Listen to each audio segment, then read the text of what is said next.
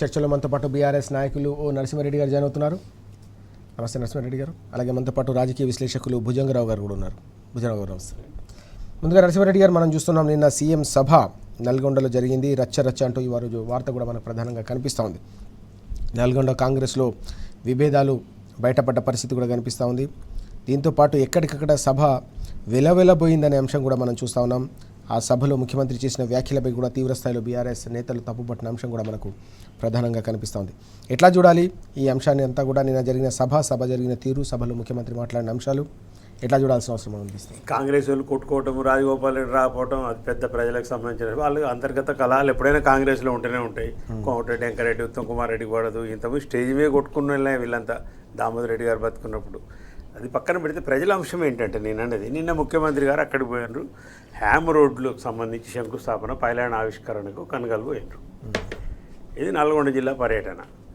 దీనికి సంబంధించి తర్వాత జరిగిన బహిరంగ సభలో మళ్ళీ అదే బూతుల ప్రవాహము, అదే చిల్లర మాటలు, ఒక ముఖ్యమంత్రి స్థాయి లెవెల్లో ఉన్న ఒక డెకోరము, ఒక డెమోక్రసీలో మాట్లాడే మాటలు కాకుండా, ఎందుకు చెప్తున్నానంటే మీరు ఎక్కడైనా చూడండి, ఈ సబ్జెక్టు లేని వాళ్ళు, పస లేని వాళ్ళు ఇట్లాంటి వ్యక్తిగత దూషణలకు, ఇలాంటి బూతులకు దిగుతారు. ఎందుకంటే మాట్లాడడానికి ఏం లేదు.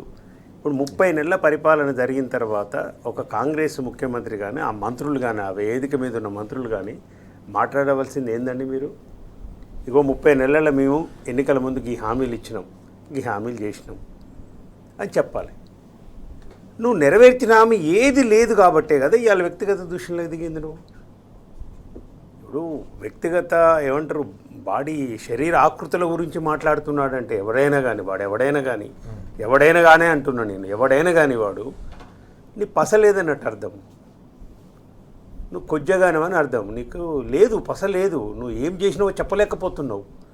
టీఆర్ఎస్ అంటే భయపడుతున్నావు, కేసీఆర్ అంటే భయపడుతున్నావు, కేటీఆర్ అంటే భయపడుతున్నావు, జగదీశ్వర్ రెడ్డి అంటే భయపడుతున్నావు. ఒక్కడే గెలిచిండు, మరి ఒక్కడే ఉత్సవహిస్తుండగా మిమ్మల్ని అందరినీ లాగులు తడిపిస్తుండగా. నల్గొండ జిల్లాలో 11 మంది ఉండి, 2 మంత్రులు ఉండి అసెంబ్లీ నుంచి ఎందుకు సస్పెండ్ చేసిండు జగదీశ్వర్ రెడ్డిని? మీరు ఎందుకు సస్పెండ్ చేసిన? అడిగినందుకే కదా. కాబట్టి హరీష్ రావు గారి గురించి కానీ, జగదీశ్వర్ రెడ్డి గురించి కానీ మాట్లాడితే అది ఏ విధంగా జనం తీసుకుంటారు అనేది కూడా తెలియని మూర్ఖంగా మాట్లాడుతున్నాడు. కాబట్టి అన్నీదా చర్చించలేని అంశాలు మాట్లాడినప్పుడు అది ఒక నీచ సంస్కృతికి ఒక వ్యక్తిగత దూషణలకు దిగటం అనేది ఇది ఎట్టి పరిస్థితుల్లో ప్రజాస్వామ్యంలో యాక్సెప్టబుల్ కాదు. అది పలుసార్లు మాట్లాడిండు, తొక్కుతా, చేస్తా, అది చేస్తా. ఏమైంది? మీకు ఇదే ఉదాహరణ చెప్తా. వీళ్ళే కాంగ్రెస్ పార్టీ వాళ్ళు ఒక 2 years, 1 year బ్యాక్ అనుకుంటా, మీకు అందరికీ తెలిసి ఉంటుంది. నేను వేరే టీవీలో కూడా డిస్కషన్ పోయాను ఆ రోజు. ఏమంటారు? గాంధీ భవన్ పరిపాలన బాగుందా, ఫామ్ హౌస్ పరిపాలన బాగుందా అని మీరే పెట్టిండు. ఎవరు? అఫీషియల్ కాంగ్రెస్ పార్టీ పోస్టులో పెట్టినారు. మీరు మీ నడుస్తున్న సోషల్ మీడియాలో పెట్టినారు, ట్వీట్లో పెడితే 90% ఫామ్ హౌస్ పాలన బాగుందని వచ్చింది. ఎమ్మటే గంటన్నర తీసేసినారు. ఇది లేపి తండించుకోవటం అంటారు దీన్ని. ఇవాళ మళ్ళీ ఫామ్ హౌస్ గురించి నువ్వు మాట్లాడితే అది ఆల్రెడీ నువ్వు పెట్టిన డిబేట్లోనే మీరు ఏం ఆశించి పెట్టినరో దానికి భిన్నంగా ప్రజలు మాట్లాడారు. అంటే కేసీఆర్ పరిపాలన బాగుంది, నీ పరిపాలన వెధవ పరిపాలన, నీకు అసలు పరిపాలన చేత కాదురా రేవంత్ రెడ్డి అని చెప్పిండ్రు ప్రజలే. రెండవది, అసెంబ్లీకి రండి చర్చిద్దాం, మీరు రెడీయా? నేను రెడీ అన్నాడు. ఇది సిగ్గు లేని మాటలు ఇవి. నేను అంటున్నాను, చెప్పడానికి కూడా నాకు సంస్కారం కూడా అడ్డు వస్తుంది, కానీ సిగ్గు లేని మాటలు ఇవి. మీరు వైట్ పేపర్లు పెట్టారు. ఫస్ట్ అసెంబ్లీనే మీరు పెట్టింది శ్వేతపత్రాలు. శ్వేతపత్రాలనే మొత్తం ఈ గాలిపోయింది కదా. అలానే ఇప్పుడు జగదీశ్వర్ రెడ్డిని ఏదైతే విమర్శించను, ఆయన శాఖకు సంబంధించి కూడా, ఎలక్ట్రిసిటీకి సంబంధించి కూడా, విద్యుత్ సంబంధించి మేము 6 గంటలే కరెంట్ ఇచ్చినాము అని బట్టి విక్రమార్క గారు ఇచ్చిన వైట్ పేపర్ని 19.6 గంటలు యావరేజ్న 2014 నుంచి 2023 వరకు కరెంట్ ఇచ్చినా నువ్వే చెప్పినావు. నీ వైట్ పేపర్ చూపి జగదీశ్వర్ రెడ్డి మాట్లాడితేనే మీరు సస్పెండ్ చేసిండ్రు. వేరే లెక్కలు ఏమో అవసరం లేదు, మీరు ఇచ్చిన లెక్కల నుంచే మాట్లాడింది కదా. హరీష్ రావు అయినా, కేటీఆర్ అయినా ప్రాజెక్టుల గురించి కానీ, అప్పుల గురించి కానీ ఇంకేం మాట్లాడతావు రేవంత్ రెడ్డి? పేలవంగా అసెంబ్లీ జరిపి నీకు గాలిపోతుంటే మాట్లాడితే సస్పెండ్ చేస్తున్నారు కదా. నువ్వు మాట్లాడించినా ఎక్కడైనా మైక్ ఇచ్చినా? మీరు బడ్జెట్ గురించి మాట్లాడితే ఎవరైనా మాట్లాడిందా? హరీష్ రావు గారు మాట్లాడుతుంటే 10 మంది మంత్రులు, ఆయనకి ఇచ్చిన 30 నిమిషాల్లో, వారికి ఇచ్చిన 30 నిమిషాల్లో 10 మంది మంత్రులు వేసి డిస్టర్బ్ చేస్తారు. ఎందుకు సస్పెండ్ చేసిరు మా సభ్యులు, బీఆర్ఎస్ సభ్యులు? చెప్పండి, మీరు చెప్పండి, ఎందుకు సభ్యులు మరి దమ్ముంటే చర్చిద్దామా అంటున్నాం. ఈ డైలాగులన్నీ బంద్ చేసి పరిపాలన మీద శ్రద్ధ పెట్టి, చేతగానోడు రేవంత్ రెడ్డి అసమర్థ ముఖ్యమంత్రి అంటే ఈ ఉమ్మడి ఆంధ్రప్రదేశ్లో నేను కూడా 40-45 సంవత్సరాల నుంచి రాజకీయాలు చూస్తున్నా, విద్యార్థి రాజకీయాలు, పీడిఎస్ రాజకీయాలు అన్నీ చూసినాం మేము. ఇంత వెధవ ముఖ్యమంత్రి అయితే ఓడు లేడు. ఇంత అసమర్థ ముఖ్యమంత్రి, చేతగానోడు, అబద్ధాలు ఆడేటోడు, బూతులు మాట్లాడేటోడు, ఒక విష సంస్కృతిని వేదిక ఏదని చూడకుండా స్కూల్ పిల్లల దగ్గర కూడా బూతులు మాట్లాడేటోడు. ఆ వేదిక ఏంది, స్కూల్ వ్యాలిడిక్టరా, ఇనాగరలా, బహిరంగ సభన, ఈ ఇంటలెక్చువల్ సదస్సా, ఏది లేదు. ఎందుకంటే చెప్పడానికి ఏం లేదు ఆయనకు, ఇది చేసినని చెప్పుకోవడానికి ఏం లేదు కాబట్టి ఈ విధంగా మాట్లాడతాం. రెండవది నల్లగొండ గురించి ఒక్క మాట మాట్లాడండి. ఇప్పుడు నల్లగొండకు మీరు వచ్చిన 30 నెలల్లో ఈ 30 నెలల పరిపాలన ఏం చేశారు, మీరు ఏ హామీలు ఇచ్చారు చెప్పండి. కేసీఆర్ గురించి చెప్పమంటే ఒక 300 చెప్తాను నేను. 30,000 కోట్లు పెట్టి 4,000 మెగావాట్ అల్ట్రా మెగా ప్రాజెక్ట్ కట్టిండు. ఇప్పుడు దాన్ని ప్రైవేట్ పరం చేయాలని, నీ దుర్బుద్ధితో డబ్బుల కోసం దాన్ని ప్రైవేట్ పరం చేయాలని చూస్తున్నాం. ఫ్లోరిన్తోని జిల్లా వేధింపబడుతుంటే ఫ్లోరిన్ లేకుండా చేసి కృష్ణా జలాన్ని అక్కడ తీసుకొచ్చిన ఘనుడు కేసీఆర్. ఇంకొక అద్భుతమైన విషయం చెప్తా, రేవంత్ రెడ్డికి తెలియని అంశం, ఉత్తమ్ కుమార్ రెడ్డి పక్కన ఎద్దులాగా ఎదిగిన నేర్చుకోవాలి. నువ్వు నీ రికార్డులు నువ్వు తీసుకో, సివిల్ సప్లైస్ మంత్రి చూసుకో ఒకసారి తీసి. 2014 కంటే ముందు నల్లగొండలో పండిన వరి ధాన్యము, ఉమ్మడి నల్లగొండ జిల్లాలో పండిన వరి ధాన్యము 4 లక్షల టన్నులు. కేవలము 4 లక్షల టన్నుల వరి ధాన్యం మాత్రమే నల్లగొండ జిల్లాలో 14 కంటే ముందు మీ దరిద్ర పరిపాలనలో పండింది. 2021 ఆర్థిక సంవత్సరంలో నల్లగొండ జిల్లాలో ఉత్పత్తి అయిన రైతులు కష్టం చేసి పండించిన, కేసీఆర్ గారి సహకారంతో పండించిన ధాన్యము 43 లక్షల టన్నులు. భారతదేశంలోనే, తెలంగాణలో కాదు, పిచ్చి రేవంత్ రెడ్డి, పిచ్చి ఉత్తమ్ కుమార్ రెడ్డి, వినండి మీరు, తెలంగాణలో కాదు, తెలంగాణ టాప్. భారతదేశంలోనే జిల్లాలలో ఏ జిల్లాలలో వరిధాన్యం ఎక్కువ పడుతుంది, ప్రొడక్షన్ ఈల్డింగ్ ఎక్కువ వస్తుందన్న దాంట్లో నల్లగొండ 5-6 స్థానంలో ఉంది. ఇది కేసీఆర్ నల్లగొండకు చేసింది. డిండి ప్రాజెక్ట్ నా నుంచి తీసుకురావడానికి పాలమూరు రంగారెడ్డి నుంచి కనెక్షన్ ఇచ్చి శివనగూడెంలో 2-3 రిజర్వాయర్లు కట్టారు 2 చోట్ల. నల్లగొండ పట్టణం ఇవాళ కోమటిరెడ్డి వెంకరెడ్డి కులుకుతున్న పట్టణానికి 250 కోట్లు ఇచ్చి ఏకదఫన నల్లగొండ పట్టణ రూపురేఖలు మార్చిండు. నువ్వేం చెప్తావో చెప్పు.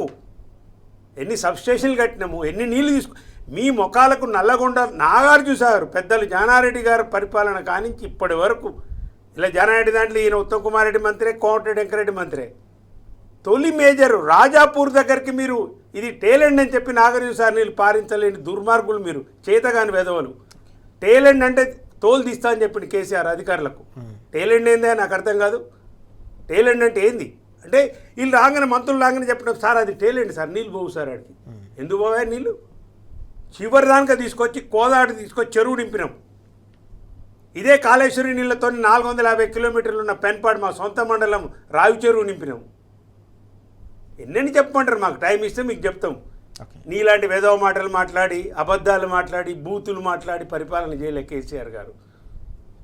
తొక్కుతా, అది చేస్తా, ఇది కాదు చేయవలసింది. నువ్వు చేయవలసింది నిన్ను ఎన్నుకున్నది ప్రజలకు సేవ చేయడానికి, ప్రజల పరిపాలన చేయమని నీకు ఇచ్చినారు. బూతులు మాట్లాడని నీకు అధికారం ఇవ్వలే ప్రజలు.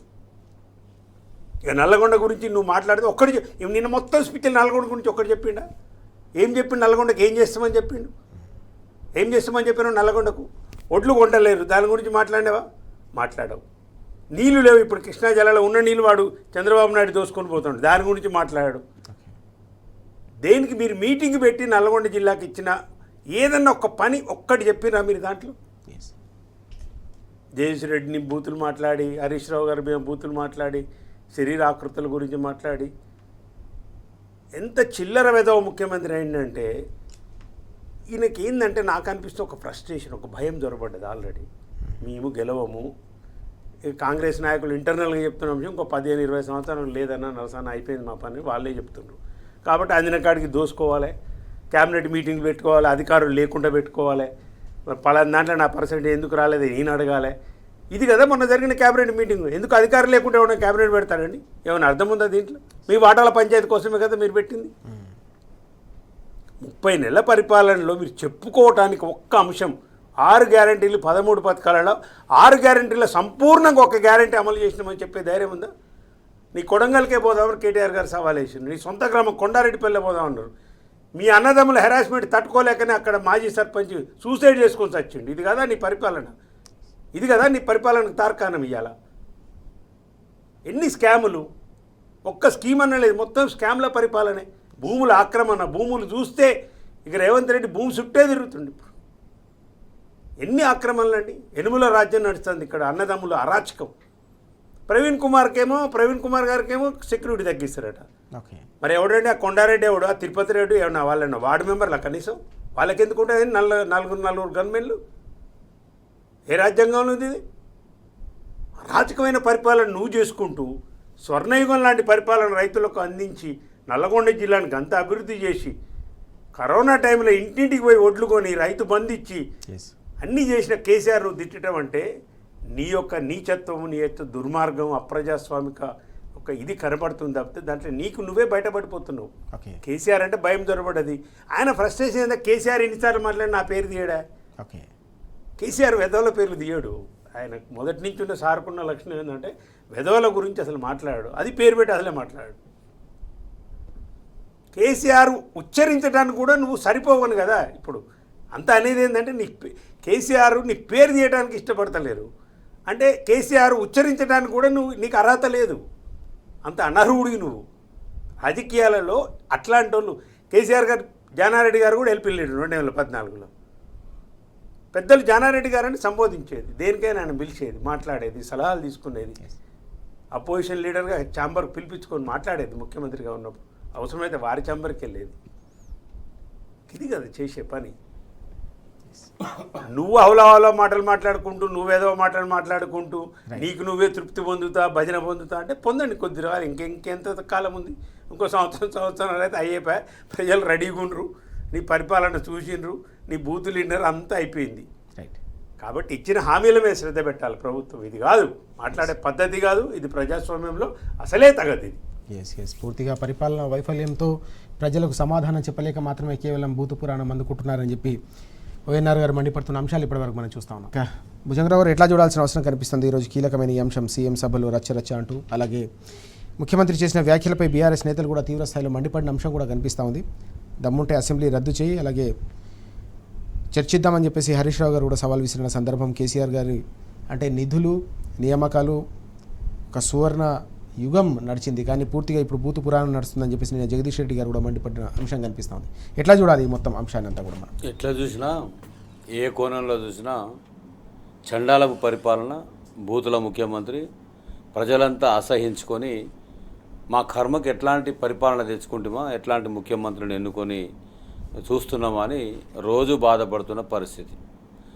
ప్రజానీకం ఈ తెలంగాణ రాష్ట్రంలో 4 కోట్ల మంది ప్రజల ఆకాంక్ష స్వరాష్ట్రం సిద్ధించాలి, స్వరాష్ట్రంలో సుపరిపాలన, స్వపరిపాలన ఉండాలనేది కోరుకొని కేసీఆర్ గారికి, ఉద్యమకారుడికి పాలనా పగ్గాలు చేతిలో పెట్టిన తర్వాత అస్తవ్యస్తమై అరిగోసపట్టి అన్నిట్లో అక్రమాలకు, అవినీతికి, అడ్డగోలు దోపిడీకి గురైనటువంటి ఒక కోటి గాయాల వీణగా మారిన తెలంగాణ రాష్ట్రాన్ని అనేక రకాలుగా కాయకల్ప చికిత్సలు చేసి మనస, వాచ, కర్మన త్రికరణ శుద్ధిగా కేంద్రీకరించి ఒక్కొక్క రంగాన్ని ఒడిసిపట్టుకొని అగాధంలో ఉన్నటువంటి ప్రతి రంగాన్ని అగ్రభాగాన నిలిపినటువంటి ఒక రాజకీయ కోసమే కాకుండా ప్రజల బాగోగుల కోసం పరిపాలన చేసినటువంటి ఒక ముఖ్యమైనటువంటి పరిపాలకుడిగా కేసీఆర్ గారు కీర్తించబడ్డాడు, శ్లాఘించబడ్డాడు. అందరి చేత బాపు అని ఏ నేటికి అనిపించుకుంటుండు. అంటే బాగుపడ్డ జీవితాలు, బాగుపడ్డటువంటి ప్రజలే కదా. ఇవాళ సందర్భం ఏదైనా, సమావేశం ఏదైనా, ఎక్కడ ఏం మాట్లాడాలనో అర్థం కాకుండా గాలివాటానికి కొట్టుకొచ్చిన ముఖ్యమంత్రి కేసీఆర్, రేవంత్ రెడ్డి గారు. అక్కడ కేసీఆర్ గారి గురించి మాట్లాడాలన్నా మాట్లాడొద్దా అనేటువంటి విచక్షణ కోల్పోయి, వివేచన నశించి, ఒక జాక్పాట్ సీఎం వస్తే అమాంతంగా వచ్చి సీట్లో కూర్చుంటే మానసిక పరిపక్వత రాదు, విద్యా జ్ఞానం లేదు, పరిపాలన అనుభవం లేదు, ఏనాడు కనీసం మంత్రిగా పనిచేసినోడు కాదు. జెడ్పీటీఎస్గా ఈయన ఎన్నికైన తర్వాత ఈయన నిర్వాహకం చూసి, ఈయన చక్కదనం చూసి, ఈయన అబద్ధాలు చూసి, ఈయన నేచర్ చూసి ఎందుకు పోయిండో కానీ పోయిండా పంపించారా ఎట్లా పోయిండో కానీ ఆనాడే టీఆర్ఎస్కి పట్టిన పీడ చీడ విరగడైంది. ఇవాళ తెలంగాణ రాష్ట్రానికి పట్టినటువంటి పీడ చీడ శని పోవాలంటే ప్రజలంతా అడుగుతున్నారు. సార్ ఈ కార్యక్రమం జరుగుతుంటే ఊళ్ళలోకి పోతే సార్ ఇది అయిపోగానే ఎన్నికలు వస్తాయా అని అడుగుతున్నారు. ఎన్నికలు ఎప్పుడు వస్తే నరసన్న చెప్పినట్లు కర్రు కాల్చి వాతలు పెట్టడానికి ప్రజలంతా సిద్ధంగా ఉన్నారు. కేసీఆర్ గారితో ఒక గులకరాయి మేరు పర్వతంతో గులకరాయిని పోలుస్తూ సార్ చెప్పినట్టు పోస్టులు పెడతారు. ఆ పోస్టులలో కామెంట్స్ చూసినా పర్సెంటేజ్ చూసినా నవరంధ్రాలు మూసుకొని సిగ్గుతో తల వంచుకునే విధంగా కాంగ్రెస్ వాళ్ళు పెట్టిన పోస్టులకు ప్రజల నుంచి వస్తున్న స్పందన అట్లుంది. ఇలా మీరు చర్చకు సిద్ధమా అని అంటున్నాడంటే సవాళ్ళు చేయడం పారిపోవడం రేవంత్ రెడ్డి నైజం. ఎక్కడ నువ్వు సవాలు చేయలేదు, ఎన్ని సమస్యల్లో సవాలు చేయలేదు, అసలు నిలబడి సమాధానం చెప్పేటువంటి తెలివి కానీ పరిపక్వత కానీ నీకుందా? అరే ఇప్పటికీ ఏ నది ఎక్కడ ఉందో తెలియదు, నీ నల్లమల ఏ బేసిన్లో ఉందో తెలియదు, నీకు టీఎంసీ తెలియదు, క్యూసెక్ తెలియదు, బ్యారేజ్కు ప్రాజెక్టుకు తేడా తెలియదు, ఎక్కడి నుంచి ఎన్ని నీళ్ళు వస్తాయో తెలియదు. నీకు తెలిసిందల్లా పక్క రాష్ట్రం పరాయి రాష్ట్రం గురుదక్షిణగా చెల్లించుకోవడానికే ఈ రాష్ట్ర ప్రజలను ఏమార్చి అబద్ధాలు చెప్పి అసత్యాలు చెప్పి అకల్పిత ప్రచారాలు చేసి నువ్వు సీట్లోకి వచ్చినావు. నువ్వు చేస్తున్నదంతా కూడా గులాంగిరి పక్క రాష్ట్రానికే చేస్తున్నావు. ముగ్గురు మంత్రులు డోర్లు మూసుకొని సీక్రెట్ సమావేశం పెట్టుకొని ఒక సెక్రటరీని కాంతారావు అని ఆంధ్ర సెక్రటరీని పెట్టుకొని మంత్రిని కూడా ఉత్తమ్ కుమారుడు సిగ్గుశరం ఉండాలి పాపం. అంత బాధ ఏందో ఆయనకు, అంత అవమానం ఎందుకు అనిపించలేదు. ఆయన కూడా పక్కన కూర్చోబెట్టి లోపాయికారి ఒప్పందాలు చేసుకున్న అగ్రిమెంట్స్ హరీష్ రావు గారు బాజాబ్తో సవాల్ చేసిరు కదా. చిత్తశుద్ధి ఉంటే నువ్వు నిజంగానే ప్రజల సంక్షేమం కోరుతున్నటువంటి తెలంగాణ ముఖ్యమంత్రి అయితే నీ అగ్రిమెంట్లు బయట పెట్టమని అడిగారు కదా. ఇవాళ ఒక్క మాట నీ గురించి కేసీఆర్ గారు ఎప్పుడైనా మాట్లాడినరా? అన్న చెప్పినట్టుగా కేసీఆర్ గారు నోటంట రేవంత్ రెడ్డి అనే పేరు పలకడానికే నీకు అర్హత లేదు కదా. నువ్వు దినమంతా పెట్టుకొని జగిత్యాల మీటింగ్ చూసినా ఇంకోటి చూసినా బీఆర్ఎస్ రైతోత్సవ సభ చూసినా నా పేరన్న బలుకుతాడేమో చెప్తాడేమో సందర్భంగానే అంటే అమాంతంగా అకారణంగా వచ్చి మీద పడి చివాట్లు పెట్టేటువంటి రకం ఏనాడు కూడా కేసీఆర్ గారు కాదు. కొంతమంది అంటారు ఆనాడు కేసీఆర్ గారు మాట్లాడలేదు. ఏమన్నాడు కేసీఆర్ గారు? అసమర్థుడు అన్నాడు, చవటలు అన్నాడు, చాతగాని వాళ్ళు అన్నాడు, అంతకుమించి అనలేదే. నీ భాష నీ రోత భాష విని విని రోత పుట్టి మన ఊరికి పోతా అంటున్నారు. సార్ అట్లా ఓర్రుడు ఆ పిచ్చోడికి అర్థమైంది. ఆ పిచ్చోడు అంటే ఎవరంటే బాజాప్తా పేరు చెప్తున్నారు. ఇంకోటి సార్ తిక్కలోడు ఎవడైనా పరిపాలన లోపల హిట్లర్తో పోల్చుకుంటాడా సార్? ఆయన హిట్లర్తో పోల్చుకుంటాడు. హిట్లర్ చక్కదనే నాకు తెలుసా? ఆ హిట్లర్ ఎట్లా చచ్చిండో తెలుసా?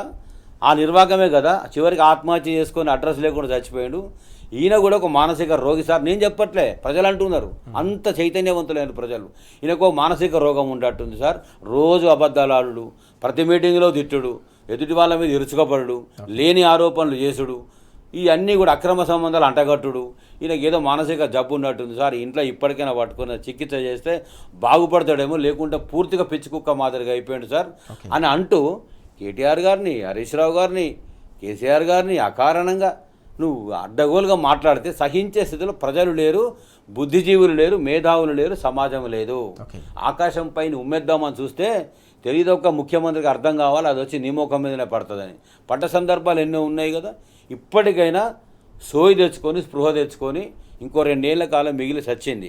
2034 దాకా నేనే ముఖ్యమంత్రి అని చెప్పుకుంటావు. నీకు ఎవడు రాసి ఇచ్చిండో, నీ సకదనాల పరిపాలనకు నీకు ఓటు ఎవడేస్తాడని అనుకుంటున్నావో, నువ్వు కొడంగల్లో గెలిస్తే నీకు అది గొప్ప విషయం అవుతుందేమో. కొండారెడ్డిపల్లికి పోయి మా చరిత్ర చూడంటాడు. కొండారెడ్డిపల్లికి పోయి ఇప్పుడు కూడా మీరు జర్నలిస్టులు పోయి అడగండి ఆ కుటుంబానికి ఉన్నటువంటి నేపథ్యం ఏంది, నేర చరిత్ర ఏంది, ఆ అన్నదమ్ముల అనుముల సోదర్స్ కాదు అనుముల కంపెనీకి ఉన్నటువంటి నిర్వాహకం ఏందో ఊళ్ళో ప్రజలు చెప్తారు. సార్ చెప్పినట్టుగా ఒక సర్పంచ్ ఇబ్బందులు పడలేక ఆత్మహత్య చేసుకున్నటువంటి నేపథ్యం కదా. ఇవాళ బ్రతుకులను నిలబెట్టేటువంటిది బీఆర్ఎస్ పార్టీ కేసీఆర్ ముఖ్యమంత్రి పరిపాలకులు అయితే నువ్వు జీవితాలు చిత్రం చేసి రోజు భూములు బొక్కుడు, అడ్డగోలు కూతలు కూసుడు, రోత మాటలు మాట్లాడు, సమాధానం లేకుండా నువ్వు ఎదుటి వాళ్ళ మీద ఎదురుదాడి చేసుడు, ఇదేనా నీ పరిపాలనకు అర్థం? ఆయన అంటాడట ఇంటర్నల్గా అసలు నేనన్నాడు కూడా ముఖ్యమంత్రి అవుతా అనుకోలే, ఏదో నీ ముఖ్యమంత్రి అయినాక మరి నువ్వు ఇప్పుడు మారచ్చు కదా, మనిషిగా మాట్లాడవచ్చు కదా, సంస్కారం పెంచుకోవచ్చు కదా, నాగరికత పెంచుకోవచ్చు కదా, ఒక్కొక్క రంగాన్ని అర్థం చేసుకోవచ్చు కదా. నీకు అర్థం కాదు. జీవితం అంతా ట్రై చేసినా నీకు ఏది అర్థం కాదు. నీకు అర్థమైందల్లా మాట్లాడు ఓర్లుడు. ఇట్లాంటి ఆయన హార్వర్డ్ యూనివర్సిటీకి పోయి నేను చదువుకొని వచ్చి నీ ఎక్కడే చదువు చెప్తే ఏం సుఖం. నీకు బల్లె చదువుకుంటున్నప్పుడే మాలాంటి బడిపంతులు బెత్తం పట్టుకొని పిర్రలు వాయించి అబద్ధాలు మాట్లాడద్దు, లంగ మాటలు చెప్పొద్దు, దొంగ పనులు చేయొద్దు అని బుద్ధి చెప్పుంటే బహుశా కొంత మారేవాడివేమో. మరి ఆనాడు కూడా పంతుల మీద తిరగబడ్డావా, నువ్వు బడికి పోయినావా పోలేదో మాకైతే తెలియదు. ఒక ఇంటర్వ్యూలో ఒక పంతులమ్మ చెప్తుంది, ఆయన చదువుకున్న ఆయన, ఈయన ఎప్పుడు కూడా బల్లె మంది సంచులు చదువుడు, మంది బాక్సులలో పైసలు ఉంటే తీసుకున్నాడు, బడే కొట్టి బయటకు పోడు, హోంవర్క్ చేసుకొచ్చిన పిల్లల కాపీలు తన దగ్గర పెట్టుకొని వాళ్ళందరినీ తన్నిచ్చేది ఈయన పని ఉండేది సార్. ఈయన చక్కదనం మొత్తం చూసినా ఇంకా చేయాలంటే చాలా ఉన్నాయి, మీ మీడియా ముఖంగా చేస్తే బాగుంటుందని ఒక మహిళా టీచర్ ఇంటర్వ్యూలో తను చెప్పింది కదా. అంటే నేను ఏమనుకోవాలి, ఒక సైకలాజికల్ డిజార్డర్ జబ్బుతోని సఫరర్గా ఉన్నటువంటి వ్యక్తిగా గుర్తించాల్సి వస్తుంది. సమాజం ఆ ముద్ర వేసేసింది నీకు. ఇక నీకు ఉప్పు పాత్ర వేస్తా అని మొన్న కూడా మాట్లాడాడు, బీఆర్ఎస్ ఉప్పు పాత్ర వేస్తా అని. నిన్ను ఉప్పు పాత్ర ఎన్నడో వేసింది సమాజం. నువ్వు పెడుతున్నటువంటి 100 ఫీట్ల గోతిలో కాంగ్రెస్ ఉప్పు పాత్ర వేసి మళ్ళీ లేవకుండా మొలకెత్తకుండా 20 ఏళ్ళ వరకు సజీవ సమాధి చేసినావు. ఇక లబ్బ మొత్తుకుంటారు కాంగ్రెస్ నాయకులు కార్యకర్తలు. అయిపోయా మా పని అయిపోయా, ఎందుకు పెట్టిర్రో చేతులు ఎందుకు పెట్టిర్రు, అధిష్టానం మూటలు మోస్తాడని చెప్పారు. కొల్లగొట్టు పడగొట్టు తీసుకురా మూటగట్టు మూటలు అందించిన దానికోసమే ఇచ్చారు కదా. మరి సీనియర్ మంత్రులంతా ఇవాళ ఏం చేస్తున్నట్టు, నవరంధ్రాలు మూసుకొని జవజీవాలు చంపుకొని అన్నీ వదిలేసి చీమునెత్తురు చంపుకొని ఎందుకున్నట్టు, ఎందుకు బతుకుతున్నట్టు? ఈ పరిపాలన దరిద్రం ఇంకెంతకాలం భరించాలి తెలంగాణ రాష్ట్రం అని అడుగుతా ఉన్నా. చాలా కీలకమైన అంశం మనం చూస్తున్నాము. ప్రజలు పూర్తి స్థాయిలో ఈ 30 నెలల పాలన చూసిన తర్వాత కాంగ్రెస్ సర్కార్కు ఉప్పు పాత్ర వేసేందుకు సిద్ధంగా ఉన్నారని చెప్పేసి భుజంగరావు గారు మండిపడుతున్న పరిస్థితి మనకు కనిపిస్తూ ఉంది. నరసింహారెడ్డి గారు, ఇక్కడ చాలా కీలకమైన అంశం మనం చూస్తూ ఉన్నాం. నిన్న వికారాబాద్లో కేటీఆర్ గారు, బీఆర్ఎస్ వర్కింగ్ ప్రెసిడెంట్ కేటీఆర్ గారు పర్యటించారు. అక్కడ నియోజకవర్గ స్థాయి కార్యకర్తల సమావేశంలో కూడా పాల్గొన్న సందర్భం పూర్తిగా నలుదిక్కులా కూడా భూముల బుక్కుడే నడుస్తూ ఉంది రాష్ట్రంలో అంతా కూడా. ఎక్కడికక్కడ రంగారెడ్డిలోనైతే పెద్ద ఎత్తున భూములను, ప్రైవేటు భూములు, ప్రభుత్వ భూములన్నిటి కూడా బుక్కుతా ఉన్నారని చెప్పేసి మండిపడ్డ అంశం కూడా కనిపిస్తోంది. ఈ సంక్షేమం పూర్తిగా పడకేసింది, అభివృద్ధి అంతా కూడా అడ్రస్ లేకుండా పోయిందని ఆవేదన వ్యక్తం చేసిన అంశం ఎట్లా చూడాలి? నిన్న కేటీఆర్ గారు లేవనెత్తిన కీలకమైన విషయాలు. ఈ అంశం కంటే ముందు ఒకటి, ఇప్పుడు నిన్న ముఖ్యమంత్రి మాట్లాడిన మాటలు నల్గొండ సభలో, శ్రీకాంతాచారి త్యాగం చేసినాడు, కోమటిరెడ్డి వెంకరెడ్డి త్యాగం చేసినాడు, వాడు అమరవీరుల పేర్లు 2-3 చెప్పినాడు. నేను కేసీఆర్ గారు ఏం చేసినారు తెలంగాణకు, ఎట్లా తెలంగాణ సాధించిండు అహింసా పద్ధతులలో, అమరవీరులను ఎట్లా గౌరవించుకున్నారు అనేది తెలంగాణ ప్రజలందరికీ తెలుసు. రేవంత్ రెడ్డి నీకు తప్పితే నీకు కూడా తెలుసు నీ మనసుకు. అయితే నేనేమంటున్నా, అసలు నువ్వెక్కడున్నావో చెప్పు, ఎప్పుడు నీ గురించి చెప్పుకోవేందుకు? నేను చాలాసార్లు చాలా టీవీలో డిమాండ్ చేసిన, ఒక్క ఫోటో చూపించవా రేవంత్ రెడ్డి, నువ్వు ఏడున్న ఉద్యమంలో ఒక్క ఫోటో చూపించు. ఏడ ఉద్యమాలు ఉన్నావు, ఏడ అరెస్ట్ అయినావు, జయశంకర్తో ఒక ఫోటో చూపించు, ఎవరితోనైనా తగలబెట్టి ఒక చూపించు. నువ్వున్న చంద్రబాబు బూట్లు నాకుంటే ఆడదస్తీవి. ఇందుకు ఏమంటే మానసికంగా ఈయనకి ఏంటంటే ఉద్యమంలో తను లేడు కాబట్టి ఉద్యమ చరిత్రను మొత్తం అవమానపరిచే విధంగా, మలినం చేసే విధంగా, మకిలి పట్టే విధంగా మాట్లాడుతున్న మాటలు ఇవి తప్పితే ఏం లేదు. కేసీఆర్ గురించి నువ్వు మాట్లాడితే నీకున్నది కాంగ్రెస్ పార్టీ. ఇవాళ నువ్వు నిన్నమన్న జాయిన్ అయినావు కానీ చరిత్ర తెలియదు నీ కాంగ్రెస్ పార్టీ. యూపీఏ వల్ల కాంగ్రెస్ పార్టీకి 150 ఎంపీలు అండి. ప్రణబ్ ముఖర్జీ కమిటీ చేసిన తర్వాత 150 సీట్లు ఉన్నాయి వాళ్ళకి, అంతే. 272 మ్యాజిక్ ఫిగర్కి ఇలా కొన్ని 150, మిగతా 36 పార్టీలు. ఈ 36 పార్టీలను సమ్మతి లెటర్ తెచ్చి, కాన్సెంట్ లెటర్ తెచ్చిన గనుడు కేసీఆర్. పిచ్చి రేవంత్ రెడ్డి, మూర్ఖపు రేవంత్ రెడ్డి చరిత్ర తెలియదు కాబట్టి చెప్తున్నా.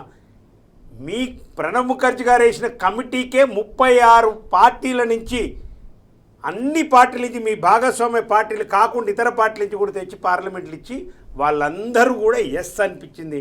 ప్రజాస్వామ్యాన్ని, భారత ప్రజాస్వామ్యాన్ని ఒప్పించి మెప్పించి తెలంగాణ సాధించిన ఘనుడు కేసీఆర్ గారు, కారణ జన్ముడే. నీ పిచ్చితనానికి ఎక్కడ అర్థమై చెప్పు. ఇంత గ్యాప్ ఉన్నాక నక్కకు నాగలోకానికి ఉన్న తేడా ఎట్లుంటుంది నీకు? నువ్వు ఎత్తి చూస్తే కూడా తలకాయ ఎత్తి కాదు, ఇంకా కింద స్టూల్ వేసుకున్నా కానీ ఆయన యొక్క పర్సనాలిటీ నీకు కనబడదు. కాబట్టి ఉద్యమ చరిత్రలో లేడు కాబట్టి ఇప్పుడు ఏం చేస్తున్నట్టే మీరు అస్తిత్వం మీద దాడి చేసిన దాంట్లో రేవంత్ రెడ్డి పాత్రే మొత్తం ఉంది. బతుకమ్మను తీసేయటం కానీ, తెలంగాణ తల్లిని మార్చడం కానీ, ఇదంతా కూడా కేసీఆర్ ఆనవాళ్ళు లేకుండా చేస్తుడు అనేది పొలిటికల్గా తీసుకుంటారు చాలామంది. తెలంగాణ వాళ్ళు అర్థం చేసుకోవాల్సిన, కేసీఆర్ ఆనవాళ్ళు వేరు, తెలంగాణ ఆనవాళ్ళు వేరుగా లేవు. ఇవాళ తెలంగాణ తల్లి విగ్రహాన్ని మార్చి బతుకమ్మ తీసేయడం కేసీఆర్ ఆనవాళ్ళ, అర్థం చేసుకోవాలి. అస్తిత్వం మీద దాడి జరుగుతుంది. ఇప్పుడు నందిని సిద్ధారెడ్డి గారు చెప్పినట్టు ఇవాళ మనందరం ఏకం కావాలి. ఇవాళ శాశ్వత జల హక్కులు పోతున్నాయి. ఇవాళ చంద్రబాబు నాయుడు చేసే కుట్రకి ఇవాళ పోలవరం నుంచి 200 టీఎంసీ నుంచి తీసుకుపోవడానికి ప్రయత్నం చేస్తున్నారు. నదుల అనుసంధానం అంటున్నారు. ఎక్కడుంది నదుల అనుసంధానము? ఉన్న నీళ్ళు పోగొట్టుకునే నదుల అనుసంధానం మనకెందుకు? ఓకే. ఫస్ట్ మా వాటా ఏందో 968 టీఎంసీలలో దాదాపు 830 టీఎంసీల వరకు కేసీఆర్ ప్రాజెక్టులు కట్టిండ్రు. ఇగో 150 టీఎంసీలు అవి వాడుకునే తెలివి లేక నీకు ఏది చేసినా నేను ఎస్ అంటే ముగ్గురు మంత్రులు మాట్లాడుకుంటే అయిపోద్దా? ఏం మాట్లాడుకోరు? ఇంత బయట పెట్టండి. హరీష్ రావు గారు చెప్పినట్టు బయటకు వచ్చి చెప్పిండా? చేతులు లేపడం, చప్పట్లు కొట్టడం ఇది కాదు కదా. గేట్లు తెరుస్తారని పోతారండి. నాకు అర్థం కాదు ముఖ్యమంత్రులు దేనికండి నువ్వు పోయింది అక్కడికి? దేనికి పోయిన చెప్పు అసలు. రేవంత్ రెడ్డి, ఉత్తమ్ కుమార్ రెడ్డి ఏం సాధించుకొచ్చారు పోయి మీరు? కాబట్టి ఉద్యమంలో లేడు కాబట్టి అసలు తెలంగాణ ఉద్యమమే జరగలేదన్నట్టుగా కేసీఆర్ గారి పాత్ర ఏందనేది తెలంగాణ ప్రజల గుండెలలో ఉంది. నీకు పెద్ద మెజార్టీ ఇచ్చి గెలిపించిన సీన్ ఏం లేదు పిచ్చి ముఖ్యమంత్రి. 1.8% తేడా ఉంది. నువ్వు పెద్ద ఏదో రంకెలేసేంత సీన్ లేదాడా. రాహుల్ గాంధీ యొక్క అసమర్థత, ఆ రాహుల్ గాంధీ యొక్క పిచ్చితనంతో ఆ డబ్బుల కోసం ఆ కాంగ్రెస్ పార్టీ నిన్ను పెట్టింది. కానీ ఈ సీనియర్ మంత్రులు బానిసలండి వీళ్ళు. నేను చెప్తున్నా కదా, బట్టి విక్రమార్క, మా తాత, మా అయ్యి అందరు చెప్తున్నారు. మరి ఏం చేస్తున్నారు? ఉత్తమ్ కుమార్ రెడ్డి సైనికుడిని మాట్లాడతావు ఏంటి? ఇంత బానిసత్వం ఏంది నాకు అర్థం కాదు. కోమటిరెడ్డి వెంకరెడ్డి మరి ఏది? మరి కోమటిరెడ్డి వెంకరెడ్డి ఎవడు మాట్లాడు? ఇంత బానిసత్వమా? ఏమైతే పానం పోద్దా? నువ్వు ఉరిదిస్తారా? నాకు అర్థం కాదు. తెలంగాణ హక్కులు పోయిన తర్వాత మీరు మంత్రులు ఉండి పీకేది ఏంది అంటున్నా. తెలంగాణ అస్తిత్వం దాడి జరిగిన తర్వాత మీరు మంత్రులు ఉండి చేసేది ఏంది? దేనికి మీరు మంత్రులు? తెలంగాణ కాపాడడానికి కోసమే కదా మీరు మంత్రులుగా ప్రమాణ స్వీకారం చేసింది. మీ స్వయంగా మీ ముఖ్యమంత్రి దాడి చేస్తున్నారు, మీరు మాట్లాడకపోవడం, నోట్లో బెల్లాలు పెట్టి గడ్డలు పెట్టుకుని ఉంటుంది దేనికి ఇది? కాబట్టి కేటీఆర్ గారు చెప్పినట్టు మొత్తం భూముల చుట్టే రాజకీయం అంతా.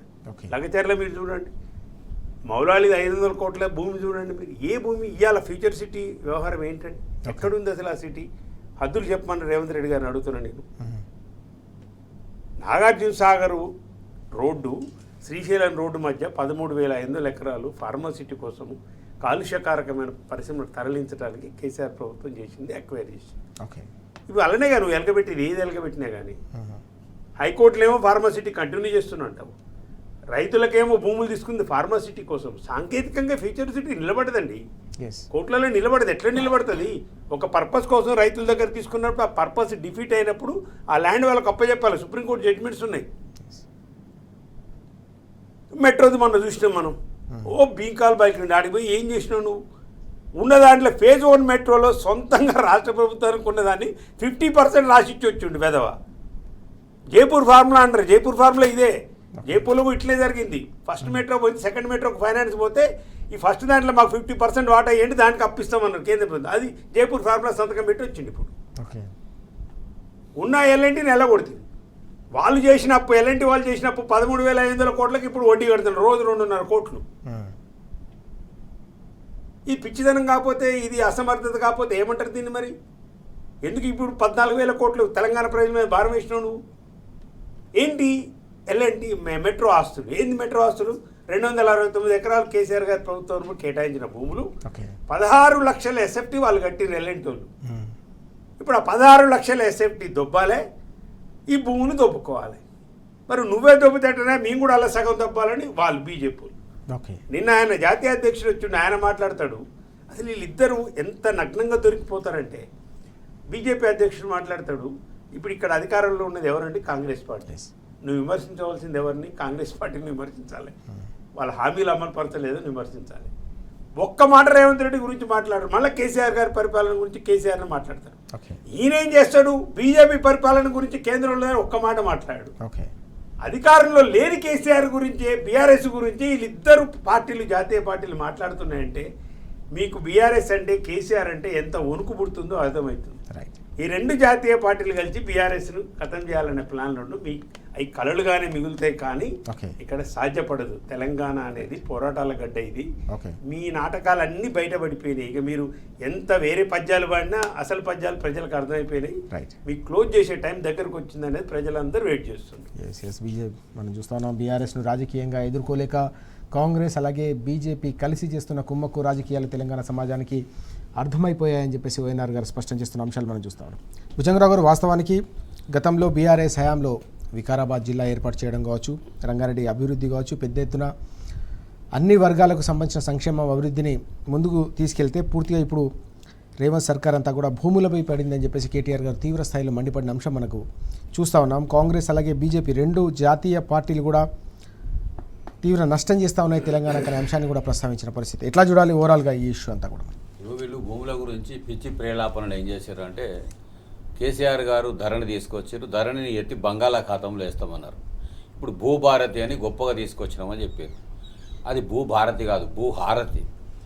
అంటే ఎక్కడ భూమి కనబడ్డా ఆ భూమి పైన మంత్రులు, ముఖ్యమంత్రి, అనుముల బ్రదర్స్ ప్రైవేటు భూములను ప్రభుత్వ భూములు చేస్తారు, ప్రభుత్వ భూములను ప్రైవేటు భూములు చేస్తారు, సర్వే నెంబర్లు మారుస్తారు, కోర్టు తీర్పులను పట్టించుకోరు, భూమాతను చెరబట్టడమే లక్ష్యంగా పెట్టుకున్నారు. ఇప్పుడు చంద్రుడు భూమి చుట్టూ తిరుగుతుంది, భూమి సూర్యుడు చుట్టూ తిరుగుతుంది అనేది అందరికీ తెలిసిన సత్యం. ఇప్పుడు చూస్తున్న విషయం ఏంటంటే రేవంత్ రెడ్డి కాంగ్రెస్ ప్రభుత్వం అంతా భూముల చుట్టూ తిరగడం తప్ప ఇంకో పనే లేదు. ఇసుకను కొల్లగొట్టడము, దొరికిన చోట అవినీతి చేయడము, ఇంకా బల్లెల్లా బంకరు బెడ్లు వదలరు, ఇంకా ట్రంకు పెట్టెలు వదలరు.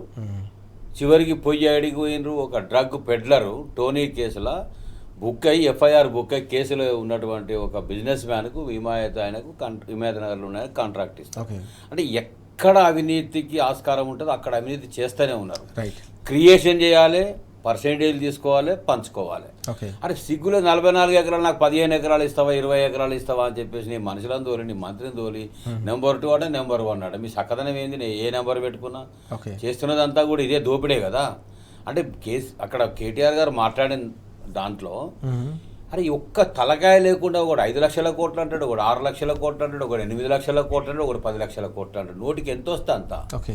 అరే కాగ్ చెప్పినటువంటి దాంట్లో సర్వే మన ఆర్బీఐ చెప్పిన రిపోర్ట్ ప్రకారం కేంద్ర పార్లమెంటు లోపలనే క్వశ్చన్ వేస్తే రఘునందన్ రావు గారు అడిగిన క్వశ్చన్కి 2,80,000 కోట్ల అప్పు, తెలంగాణ రాష్ట్రం రాకముందు 72,000 కోట్లు విభజన క్రమంలో వచ్చినటువంటిది 3,52,000 కోట్ల అప్పు, సంవత్సరానికి 20,000 కోట్ల అప్పు మాత్రమే తెలంగాణ రాష్ట్రంలో చేసినటువంటి పరిస్థితిని కేంద్ర ప్రభుత్వం పార్లమెంట్లో అంత వివరిస్తే దానికి శాంటిటీ లేదా, వ్యాలిడిటీ లేదా, నోటికి అద్దు లేకుండా మాట్లాడుకుంటా పోతే ఎట్లా? కేటీఆర్ గారు వివరణ ఇచ్చారు కదా. ఆ 3,52,000 కోట్లలో 2,80,000 కోట్ల అప్పు చేసి అనేక రకాలుగా ఎన్ని రకాలుగా అభివృద్ధి చేసిరో చెప్పారు కదా. నిర్మాణాలు ఎన్ని కనబడుతున్నాయి, ఈ రోజు కూడా కనబడుతున్నాయి కదా. కేసీఆర్ గారు కట్టినటువంటి కమాండ్ కంట్రోల్ అనే కూర్చుంటున్నావు కదా. రోజు అననే కదా నువ్వు వచ్చేది. తెలంగాణ భవన్ పక్కనే ఉంటుంది, అది ఎక్కడో ఉండదు. మరి అక్కడి నుంచి కిటికీలోను చూసి వచ్చే జనాన్ని పోయే జనాన్ని కలకలలాడే వాతావరణాన్ని చూసి తట్టుకోలేకపోతున్నాడు. ఏం జరుగుతుందో మరి సెక్రటేరియట్లో కూర్చున్నావు కదా. అది ఎవరు కట్టిండ్రు? కేసీఆర్ గారు కట్టిందే కదా.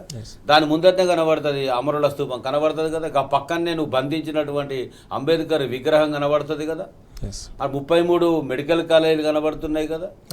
14,000 చెరువులను పూడికతీత మిషన్ కాకతీయలో చేసింది కనబడుతుంది కదా. మడిమడికి నీళ్ళు ఇచ్చారు కదా. ఇంటింటికి తాగునీరు మిషన్ భగీరథలు ఇచ్చారు కదా. కేసీఆర్ కిట్ ఇచ్చిండు, న్యూట్రిషన్ కిట్ ఇచ్చిండు. ఆడపిల్ల పుడితే 12,000 ఇచ్చిండు, మగపిల్ల వాడు పుడితే 13,000 ఇచ్చిండు. కళ్యాణ లక్ష్మి ఇచ్చిండు. 73,000 కోట్ల పైచిలుకుగా 11 విడతల్లో రైతు బంధు అందించాడు కదా. రైతు బీమా ఇచ్చిండు కదా. అరే ఇప్పుడు కడుపులో పెట్టి కాపాడుకున్నాడు కేసీఆర్ అయితే కళ్ళల్లో పెట్టుకుని విషం కక్కేటి పరిపాలన నీది అయినప్పుడు నువ్వేం చేసినావో చెప్పు. ఇప్పటికి దాదాపుగా 30 నెలల్లో 2 సంవత్సరాల 7 నెలల పరిపాలన లోపల, ఈ చక్కదనం లోపల నువ్వు చేసినటువంటి అప్పు ఎంత? దాదాపుగా 4 లక్షల కోట్లకు అప్పు. నిన్ననే వచ్చింది పేపర్లో. ఆర్బీఐ చెప్పింది రానున్న 3 నెలల్లో 27,000-29,000 కోట్ల అప్పు చేయబోతుంది ప్రభుత్వం అని. అరే నువ్వేం చెప్పిన 6,500 కోట్ల వడ్డీ కడుతున్నా అంటావు. అధికారికంగా తెలిసింది 2,500 కోట్లే. ఏం చేసినావు నువ్వు అప్పు చేసి రేవంత్ రెడ్డి? మరి రిటైర్డ్లకు రూపాయి ఇవ్వకపోతివి, ఫీజు రియంబర్స్మెంట్ ఎగ్గొడితివి, 3 రైతు బంధులు ఎగ్గొడితివి. ఇప్పుడు మొన్న కొనుగోలు కేంద్రాల్లో నువ్వు కొన్నదంతా చెప్పిందంతా కనబడుతుంది. బోనస్ అడ్డగోలుకి ఎగ్గొడితివి, 37 నుంచి 7 కుదిస్తేవి. అన్నిటి కూడా అందుకే ఎగవేతల రేవంత్ రెడ్డి అని హరీష్ రావు గారు అన్నటువంటి పరిస్థితి. నువ్వు అట్లా కాకపోతే నువ్వు వివరించు. ఇప్పుడు నరసన్న చెప్పినట్టు నువ్వు చేసిన పనులు ఏమున్నాయో, అభివృద్ధి ఏం చేసినావో, 30 నెలల పరిపాలన నీ నిర్వాహకం ఏందో నువ్వు చేసిందని ప్రజలకు వివరించు. రైట్. నేను కూడా బాగా చేస్తున్నా చెప్పు, గట్ల పోతుంది, నిన్ను గుర్తుపెట్టుకుంటారు తప్ప నువ్వు ఈ హైడ్రా అడ్డం పెట్టి 1000 కోట్లు దోపిడీ చేసి మూటలు కట్టి ఢిల్లీకి పంపిస్తే నీకు పేరు రాదు. రైట్. నువ్వు ఏదో ప్రజలు మాట్లాడేటోళ్ళు నన్ను ప్రశ్నించవద్దు అని నువ్వు హేట్ స్పీచ్ పేరుతో భయపెట్టాలని చూసినా కూడా అన్నిటికీ అలవాటు పడ్డోళ్ళే ఉద్యమకారులే నిలువెత్తు లంబకోణంలో నిలబడి కొట్లాడిన వాళ్ళే. నీ మాదిరిగా కుంభకోణాలు చేసినటువంటి చరిత్ర బీఆర్ఎస్ కానీ బీఆర్ఎస్ పార్టీకి కానీ నాయకులకు కానీ లేదు. రైట్. నువ్వు ఎన్ని రకాలుగా పరిశోధన చేసుకుని అన్ని రకాల ప్రయత్నాలు చేసినావు. కాళేశ్వరం పేరుతో అడ్డగోలు సొల్లంతా వాగినావు. ఓకే. దాన్ని ఏం చేయలేక పడావు పెట్టి పక్క రాష్ట్రం నిలుస్తున్న పరిస్థితి. గంగుల కమలాకర్ గారు నిన్న పోయి నిరసన తెలిపి వాళ్ళ క్రికెట్ ఆడినటువంటి పరిస్థితి ఉంది. అంటే నీళ్లతో కలకలాడినటువంటి ఆనాడు చూసినాము, ఇవాళ ఇట్లా ఉంది. 500 మీటర్ల దూరం వరకు ఇసుక తీయొద్దు అని అంటే పడవ పట్టేటువంటి మేడిగడ్డ కాళేశ్వరం ప్రాజెక్టు అక్కడ మొత్తం కూడా గోదావరిలో మొత్తం ఇసుక మెడలు ఎత్తేసుడు. వాగులుండయి, వంకలుండయి, నదులుండయి, మొత్తం ఇసుక వ్యాపారమేనా? ఏం మాట్లాడినావు ఆ రోజు?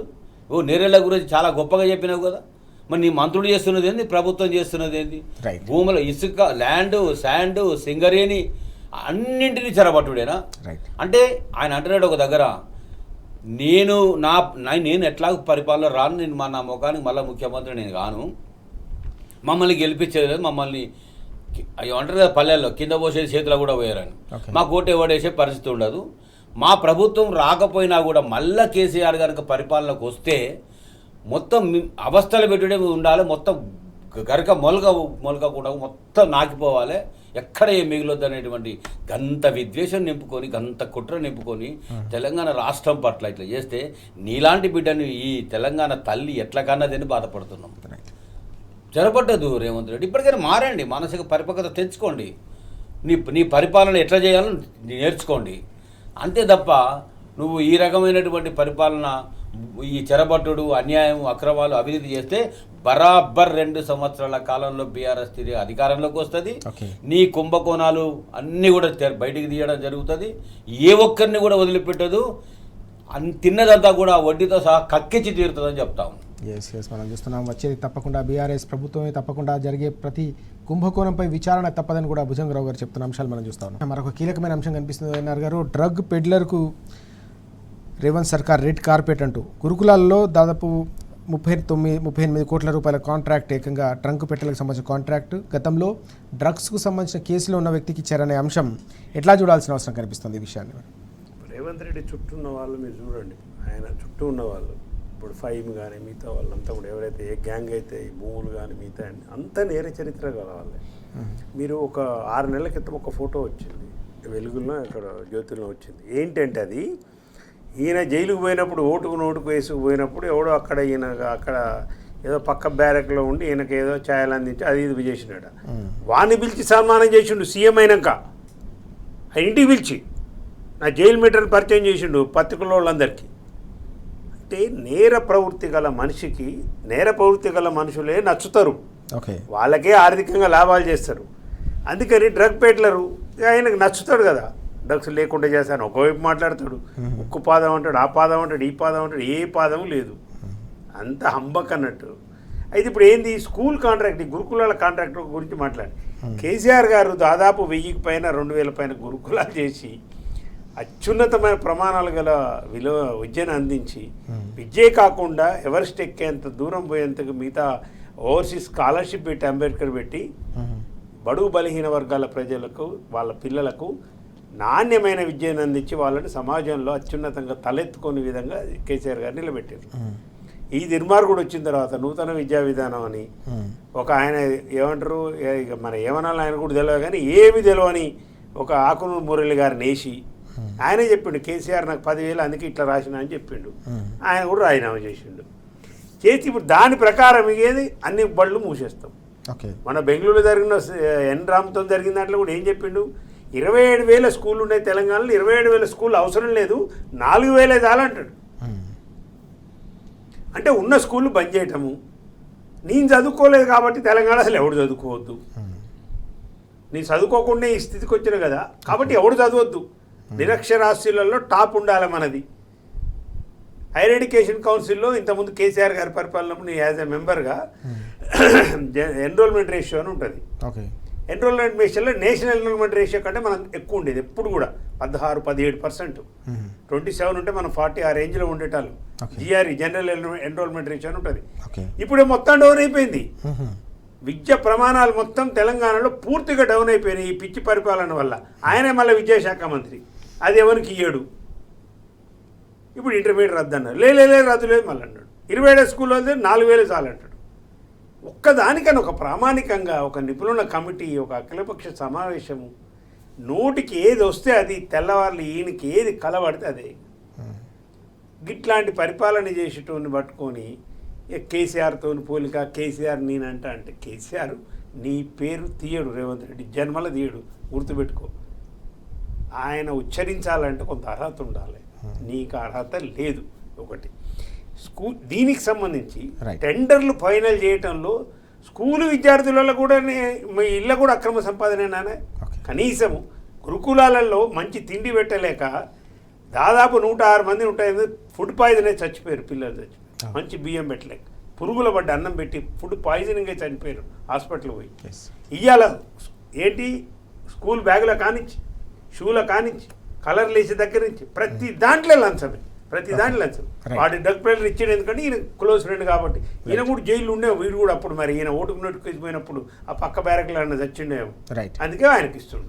భుజంగరావు గారు ఎట్లా చూడాలి ఇష్యూ? వాస్తవానికి గురుకులాలు ఒకప్పుడు అత్యుత్తమమైన విద్యా ప్రమాణాల కేంద్రంగా ఉన్న గురుకులాలకు సంబంధించిన కాంట్రాక్టు డ్రగ్ పెడ్లర్కి ఇచ్చారని ఈ అంశాన్ని మనం ఎట్లా అర్థం చేసుకోవాలి? నిర్ద్వందంగా ఒక ఉపాధ్యాయుడిగా, స్టేట్ టీచర్స్ యూనియన్ ఉమ్మడి రాష్ట్ర అధ్యక్షుడిగా, తెలంగాణ రాష్ట్ర అధ్యక్షుడిగా దాదాపు 8-9 ఏళ్ళు పనిచేసినటువంటి అనుభవంతో చెప్తా ఉన్నా.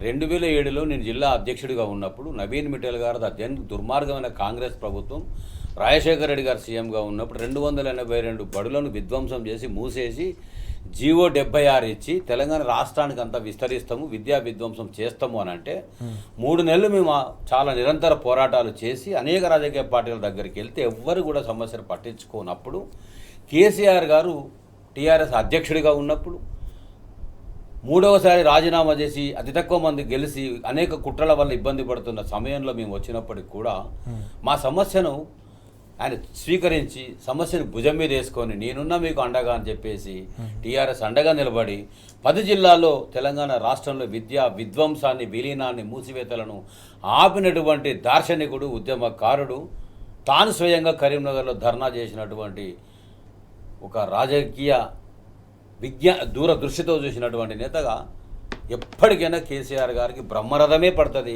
విద్యారంగం. ఇవాళ ఏం చూస్తున్నాం? 27 బళ్లను అకారణంగా, నిష్కారణంగా సమాధి చేసి 4,000 బళ్ళే ఉంచుతామని ఎందుకు అంటున్నాడు అంటే ఈయన చక్కదనంలా విద్యాగంధం లేదు, మంత్రి అనుభవం లేదు, 10th వరకు బల్లె చదివిన అంటాడు. ఆ తర్వాత ఎక్కడ ఏం చదివిండో నాకైతే తెలియదు, ఎక్కడ ఏం చెప్పాడు ఆయన. ఇప్పుడు 27,000 బళ్ళల్లో 4,000 బళ్ళే ఉంచుతానంటే నీ ఆకునూరు మురళి చెప్పిన తెలంగాణ పబ్లిక్ స్కూల్స్ చెడిపోయినాయి.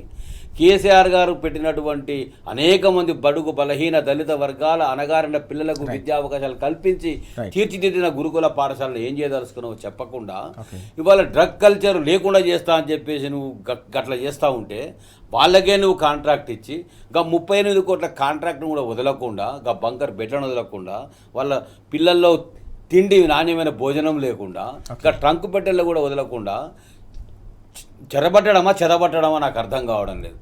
విద్యామంత్రికి అర్హత ఉన్నోడే ఎవరు లేరా? అసలు అట్లాంటి వాడు ఎన్నికే కాలేదా మీ దాంట్లో? దీన్ని విద్యామంత్రికి రాణిస్తున్నామని చెప్పినోడెవడు? 11,000 బళ్ళల్లో 3 సంవత్సరాల పరిపాలన కాలంలో ప్రైవేటు బళ్ళల్లో 11,000 ఉన్నాయి. 33,000 ఎన్రోల్మెంట్ ఉంటే 40 లక్షలకు 33 లక్షల ఎన్రోల్మెంట్, 40 లక్షల ఎన్రోల్మెంట్కు ఎదిగింది 7 లక్షలు. మా ప్రభుత్వ బళ్ళల్లో 18,76,000 ఎన్రోల్మెంట్ని ఇస్తే 1,67,000 ఎన్రోల్మెంటు ఈ సంవత్సరం వరకు తగ్గింది. ఇది సిగ్గుపడాలి, తల ఉంచుకోవాలి. నువ్వు విద్యామంత్రిగా పనికిరావు, అర్జెంటుగా పక్కవ తప్పుకోవాలి. ఏ రంగం పాడైనా రేపు నిలబడుతుందేమో కానీ విద్యారంగం పాడైతే జాతి నిర్వీర్యమవుతుంది, విద్యార్థుల భవితవ్యం లేకుండా పోతుంది. ఇలా రాష్ట్ర భవిష్యత్తు, దేశ భవిష్యత్తు దెబ్బతీసేటువంటి నేర స్వభావంతో, కుట్రతో రేవంత్ రెడ్డి పరిపాలన చేస్తున్నాడు. నువ్వు విద్యామంత్రిగా పనికిరావు, ముఖ్యమంత్రిగా పనికిరావని ప్రజానీకం నిర్ణయించేసిర్రు. నువ్వు అర్జెంటుగా పక్కకు తప్పుకుంటే విద్యారంగం ఏమైనా బతికి బట్టగడుతుంది. రైట్. కేసీఆర్ గారి హయాంలో 10 ఏళ్ల పాటు విద్యారంగానికి పెద్దపీట వేసి ఒక బలమైన వ్యవస్థను నిర్మిస్తే ప్రస్తుతం ముఖ్యమంత్రి పూర్తిగా విద్యా రంగాన్ని నాశనం చేస్తున్నారని చెప్పేసి ఓఎన్ఆర్ గారు అలాగే భుజంగరావు గారు మండిపడుతున్న అంశాలు మనం చూస్తా ఉన్నాం ఇప్పటివరకు. థ్యాంక్ యూ వెరీ మచ్ చర్చలు పాల్గొన్నాం. ఇది వాటి వార్తలు వాస్తవాలు. నమస్తే.